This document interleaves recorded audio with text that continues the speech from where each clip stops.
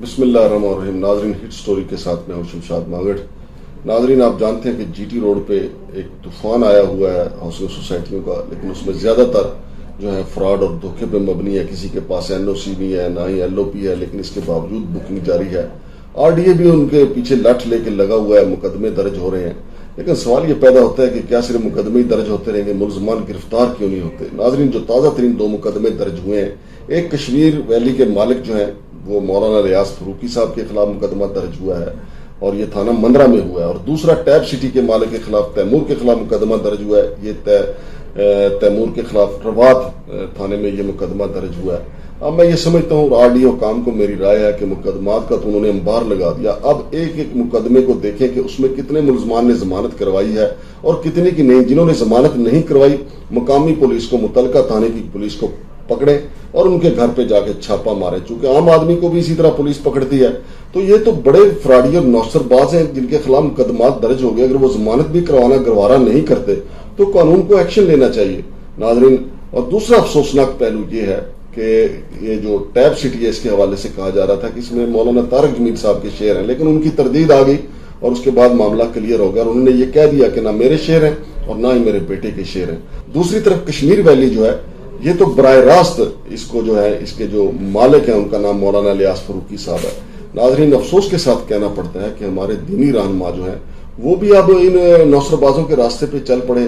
اس سے پہلے آپ کو یاد ہوگا کہ مزاربہ سکینڈل آیا تھا، اس میں ہمارے درجنوں علماء کرام جو ہے وہ اس فراڈ میں پکڑے گئے تھے، پھر وہ نیب بھگتے رہے، جیلوں میں بھی گئے.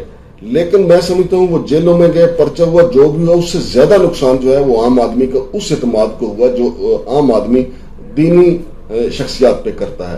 تو سنت رسول آپ چہرے پہ رکھتے ہیں، لوگ آپ سے محبت کرتے ہیں، آپ سے دین و دنیا سیکھتے ہیں اور آپ سے رہنمائی لیتے ہیں. لیکن جب آپ بھی یہ فائلوں کا دھندا شروع کر دیں گے، جب آپ بھی یہ فراڈ شروع کر دیں گے، تو عام آدمی جو پہلے ہی گناہ گار ہے، جو اپنی دنیا کے لیے بھی پریشان ہے، اپنی آخرت کے لیے بھی پریشان ہے، جب انہیں پتہ چلے گا کہ جن سے ہم دین و دنیا سیکھتے ہیں وہ تو خود فراڈ کر رہے ہیں.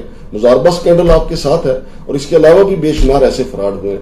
تو میں سمجھتا ہوں مولانا ریاض فاروقی صاحب کو سر نو غور کرنا چاہیے اور ان کے ساتھیوں کو مشورہ دینا چاہیے مولانا ریاض فاروقی صاحب کو کہ مولانا صاحب، یہ مختصر دنیا ہے، اس کے لیے اتنا ہی کافی ہے کہ آپ چند لوگوں کی آخرت سنوارنے کا بندوبست کر دیں، اور ان کی آخرت سنور گئی، ان کو آخرت میں پلاٹ مل گئے تو آپ کا بھی وہاں پہ محل تعمیر ہو جائے گا. لیکن آپ نے دنیا میں پلاٹ بیچنے شروع کر دیے اور یہ پرچہ درج ہو گیا کہ آپ کے پاس نہ NOC ہے نہ ہی LOP ہے. تو مولانا ریاض فاروقی صاحب، یہاں بھی آپ، اب میرا نہیں خیال کہ یہ دنیا بھی آپ کو کچھ دے گی، بلکہ یہاں آپ کی دنیا بھی خراب ہوگی اور آپ کی آخرت بھی خراب ہوگی.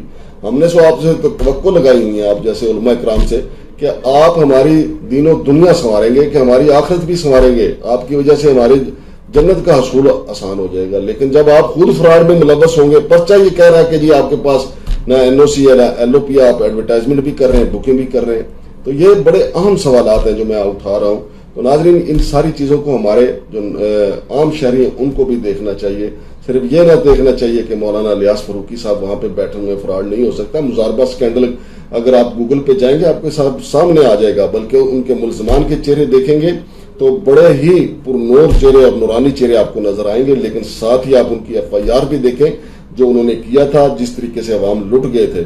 تو ناظرین، میری آپ سے گزارش ہے کہ صرف چہروں پہ نہ جائیں، چونکہ ہمارے نبی صلی اللہ علیہ وسلم کا بھی فرمان ہے کہ اگر آپ نے کسی سے لین دین کرنا ہے تو اس کے سوم و صلات پہ نہ جائیں، بلکہ اس کے ساتھ وقت گزاریں، دیکھیں کہ بندہ کیسا ہے. تو اب مولانا ریاض فاروقی صاحب کی یہ سوسائٹی ہے کشمیر ویلی، پتہ نہیں کتنے بیچارے جو ہیں وہ وہاں پہ فائلیں لے چکے ہیں. RDA حکام کا کہنا ہے کہ یہ غیر قانونی ہے. جب غیر قانونی ہے تو پھر مولانا ریاض فاروقی صاحب، یہ دھندا اچھا نہیں ہے، یہ بڑا گندا دھندا ہے. تو آپ کی دنیا بھی خراب کرے گا، آپ کی آخرت بھی خراب کرے گا. اسی طریقے سے ٹیب سٹی والے ہیں، ٹیب سٹی کے ساتھ ساتھ ترکش سمارٹ سٹی ہے، طارق شریف بھٹی سمارٹ سٹی ہے، یہ سب کے سب NOC اور LOP کے بغیر جو ہے وہ دھندا کر رہے ہیں. عوام لٹ جائے گی، عوام تو لٹے گی سو لٹے گی، لیکن ان کی بھی دنیا اور آخرت خراب ہوگی. شمشاد مانگڑ کو اجازت دیجیے. اللہ حافظ.